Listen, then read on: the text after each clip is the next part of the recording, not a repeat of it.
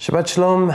My name is Andrew Hodkinson, and for those who don't know, I do a short teaching every week, Friday, 6 p.m. Jerusalem time, and this week I'm not going to be finishing off Daniel as I had said before, just with the season of Sukkot upon us. I just want to, over the next 2 weeks, I'm going to just do two teachings on two elements related to Sukkot, and then we'll finish Daniel after that. So the next couple of weeks I'd like to look at tradition and scripture with regards to two elements around Sukkot. The first being that around fruit and the branches that comes through scripture, and then next week I'll do the water libation ceremony. So in terms of the branches and the fruit of Sukkot, let's just read the main portion that kind of sums up the idea. In Leviticus chapter 23 and verse 40 we read, "And you shall take you on the first day the boughs of goodly trees, branches of palm trees, and the boughs of thick trees, and willows of the brook, and you shall rejoice before Yehovah your God 7 days. And you shall keep it a feast unto Yehovah 7 days in the year. It shall be a statute forever in your generations. You shall celebrate it in the 7th month. You shall dwell in booths 7 days. All that are Israelites born shall dwell in booths, that your generations may know that I made the children of Israel to dwell in booths when I brought them up out of the land of Egypt. I am Jehovah your God." And so with regards to tabernacles, this feast, I really enjoy seeing different cultures that are out there. I think sometimes we become a little bit inbred in our tradition. Of course, we all think we're all right, but sometimes it's good to look at others and also to realize where others come from. I was reminded of, I was doing some missionary work in Kenya a while back, and I was at a black man's house, his residence, and he took some newspaper clippings and he just showed me a guy called Henry Duggar, and I had no idea who this man was, but he was an Adventist, and he was in Jerusalem, and he was told to study and prove the Seventh-day Adventists wrong. And he actually came to believe not only in the Sabbath, but also all the feasts. And so it was really interesting, because I wondered, like in the 1950s, where this guy would have gone with that. We had, subsequent with time, from a kind of Christian perspective, we had Herbert Armstrong of the Worldwide Church of God. He was very influential, and they had an understanding of tabernacles. That's kind of splintered up that movement into the Restored Church of God, the United Church of God, and the Church of the Great God, and a few others. But anyway, tabernacles is being kept in different circles, and my wife and I, we were having a look in at what they were doing, and certainly the branches of the sukkah are not necessarily being kept, but most probably they have a sense of fulfillment theology. So they're honoring the time. Definitely they have conferences, and you see a lot of festivities and dancing and all sorts, and joy. But most probably a kind of fulfillment theology coming through there as well. Another group that's really interesting, this is quite ancient at this time, who will be keeping the festival, is the Samaritans. And what you see with them is they have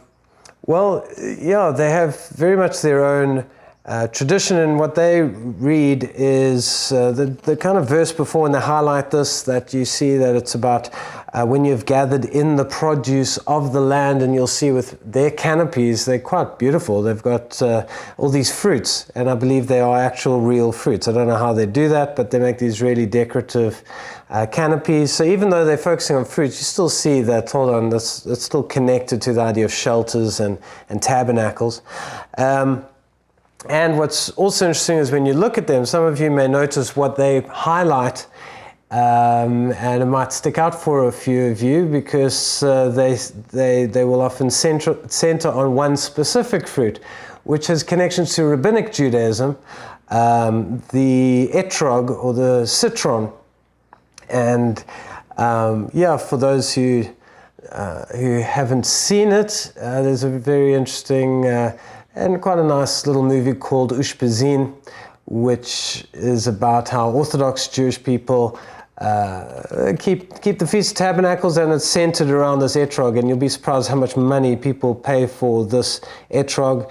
And the reason is because of trying to understand what the Torah says about Peri et Hadar, and they see this as the fruit of the beautiful tree, and so to them this is the interpretation of that. And many of the traditions they arise from they're more recent than we realize. With black hats and various dress that they wear, even the kippah is not that old. And certainly they wouldn't think that Moses was wearing these things on the mountain, but they believe in something called Minhag Yisrael Torahi, that the custom in Israel is Torah, and so they can have these accretions through time. Now, what's interesting with the citron, the etrog, is that this is a really early tradition, an early interpretation. Certainly from the first century, we can see it there. I've got this quote here from Josephus, where he talks about, and this is something happening at the water libation ceremony, which I'll talk about next week. But here he talks about, what was happening at the Feast of Tabernacles at that time. At this festival, which is called the Feast of Tabernacles, it is the custom of the Jews to carry palm branches, and the high priest stood upon the altar to sacrifice as the law required him to do so. But when he had poured the water at the side of the altar, the multitude threw their citrons at him. So they had... already you got kind of palm branches, citrons there, so this interpretation very early. Perhaps it hadn't developed as much as today, where there's the myrtle and the willow and certain other elements, but we see there palm branches, citron, and so it comes around this idea of Peri Etz Hadar, which could be translated many different ways, but they see it as the fruit of the beautiful tree. And so, within Rabbinic Judaism, it's not just about the etrog. They actually see two different ways of looking at the branches. On the one, they see the branches as being representative of what you rejoice in, and on the other side is the building materials for the sukkah. And so you get some lovely examples of these huts and shelters. Very, very nice literal, I think, understanding of dwelling and humbling yourself and really experiencing as the early Israelites lived. Now, the Karaites, who I think most Protestants will err towards, scriptureless Jews, they have many different interpretations of Leviticus 23 with regards to the branches. And many see this fruit of the beautiful tree. This could just be any kind of, we don't know if this is a citron. This could be, different fruits. Doesn't have to be specifically that. It's a bit more general.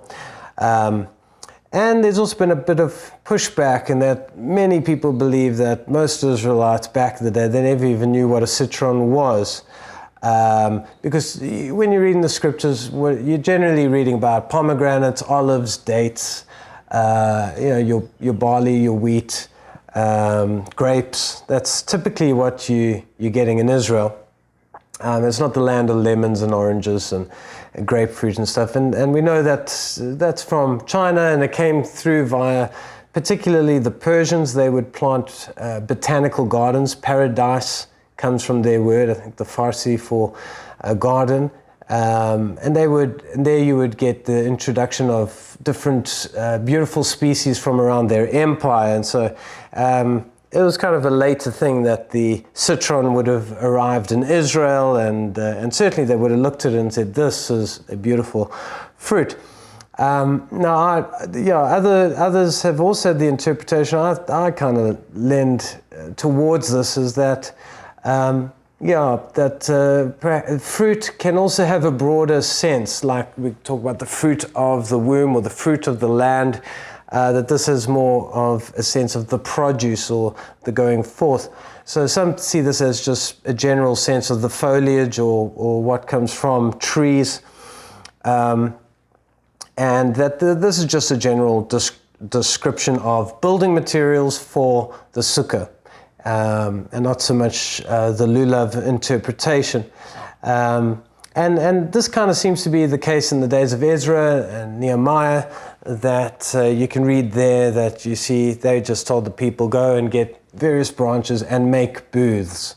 And so I think, there's most probably that singular focus, build the booths. Now, do I think they use those branches for rejoicing? I think they most probably definitely did. As they were building and making booths, I'm sure they were waving them and celebrating.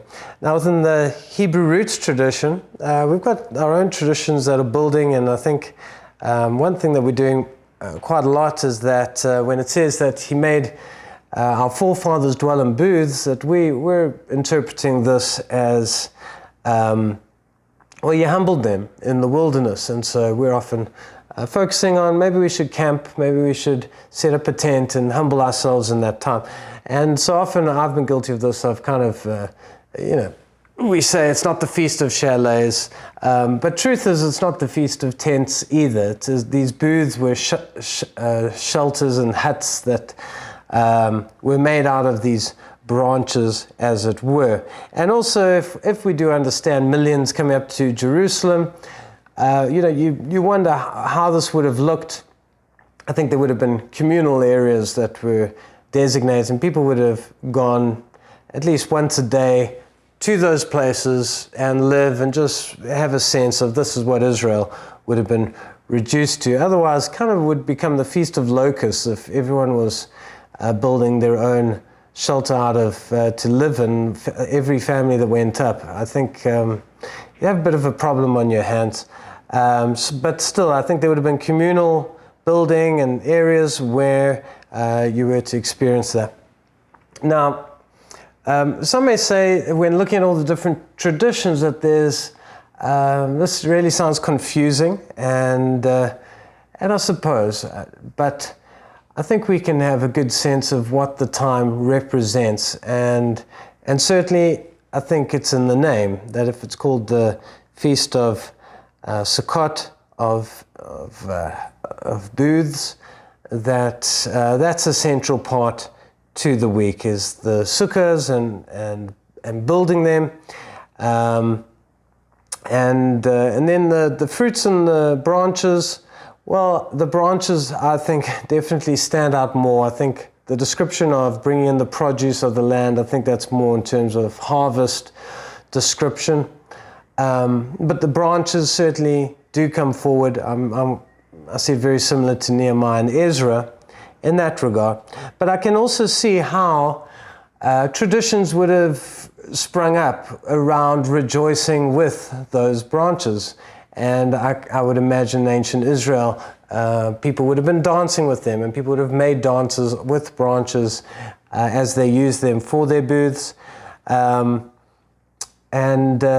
even see this in Yeshua's day, that it was very festive. When he came into Jerusalem, people cut down the palms, and it makes a lot of sense that, particularly with that one being waved around, palm branches, lulav, that it's light and easy to wave around and very festive, and I think that would be the natural one to gravitate towards for dancing, and that would naturally have happened. There has been some pushback on the idea of dancing with branches, because of, some people say this may come from ancient rain dances, and certainly Israel was very conscious of rain and desired for rain in that season, that it's a really important place. And there are scriptures about do these things and I will send the rains. But I found nothing that can really make a case for this is the origins of this. I think it's just quite natural that from the branches to construct, with the celebrations going on, as people are gathering, people would have danced and enjoyed their would have made dances with their branches, as it were. Okay, and then I think two sides of the celebration. I really think there's a balance that needs to happen, that on the one side there really needs to be the sense of scripture and doctrine, and really trying to stay true to the text and what is said, and not to read our background too much into it, and really try and have the scriptures come alive. But on the other side, I must say I'm a bit like a Samaritan in that I think we really need to emphasize fruit in this season as well, but spiritually, not that this is literally what's coming forward, but that there is much fruit needed in this season, and it always needs to be coupled with, we do our best in this regard, but there comes another time where it says, and you shall rejoice, have joy. Once you've set on, this is what we're doing, just move on, embrace the season, have joy, have fellowship, enjoy the holiday. And we see this with Hezekiah, where he called a Passover, and they were definitely trying to do it according to the pattern, as it were. But there came a time to do it, and it's even said that they ate it contrary to what was written, and still there was a blessing poured out. And I think we need to sometimes be mindful of that. And so I would just I would emphasize that we need the fruits. We know this was a big thing that Paul brought out, that the fruits of the Spirit are, and he lists them. And may you have these, even, no matter how brilliant your doctrine is. I really pray that they be accompanied by those fruits of love, joy, peace, patience, kindness, goodness, faithfulness, gentleness, self-control.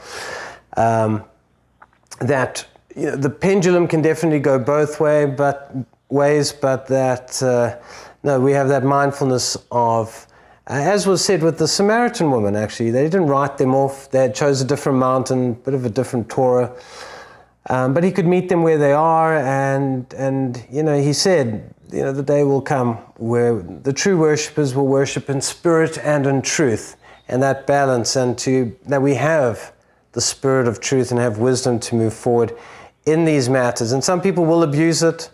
They'll say, well, it's spiritual, the mountain doesn't matter, none of that other stuff, it's too legalistic. It can also go the other way, where we can be nitpicking certain things, but losing the heart.